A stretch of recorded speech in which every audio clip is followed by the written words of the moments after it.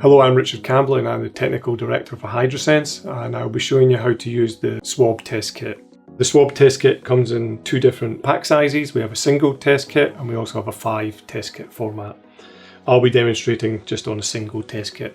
The test has a LOD of 200 CFU per swabbed area, and the test is used for swabbing a range of different surfaces, including stainless steel and plastic that I have here today.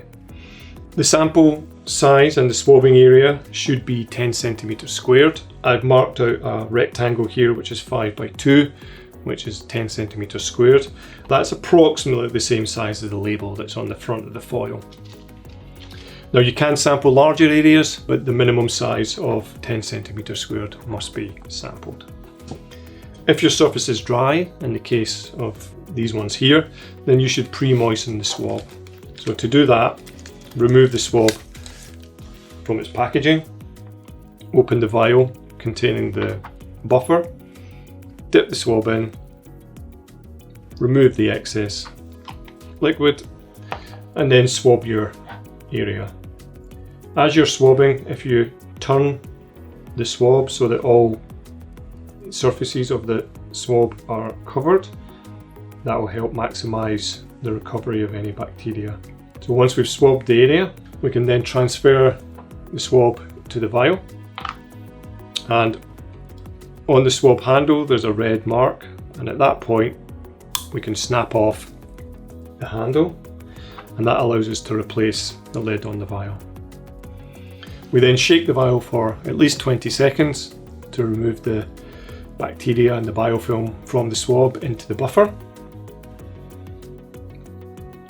And once we've done that for 20 seconds, we're then ready to run the test. So we can remove the test from its packaging just prior to running the test and place the test on a flat surface. Also in the foil, you'll find an exact volume pipette. It's important to use this pipette correctly. When we are using it, we only ever press the top bulb and not this bottom bulb here. So in order to take our sample from the vial and get it into the pipette, what we do is remove the lid, press the top bulb in, and then place the tip of the pipette into the solution, and then release the bulb, drawing up the liquid into the pipette. This volume here in the tube is exactly 100 microliters, and we can see here there's excess liquid has been deposited into the bottom bulb. So to transfer the liquid from the tube into the cassette, we press the top bulb again by holding the pipette over the test. Make sure that all the liquid is dispensed, and then we will start a timer for 25 minutes. The test should be read between 25 and 30 minutes, and it should not be read before 25 minutes or after 30 minutes. The test is composed of 2 lines, a test line and a control line. If both lines are present, then Legionella pneumophila serogroup 1 has been detected above the cutoff of the test kit. The positive signal at the test line may well be weak, but any line at this position indicates a positive. If no test line is present at the test line position, but there is a control line, then the test is negative and Legionella pneumophila serogroup 1 has not been detected. If no control line is present, then the test is invalid and it should be repeated.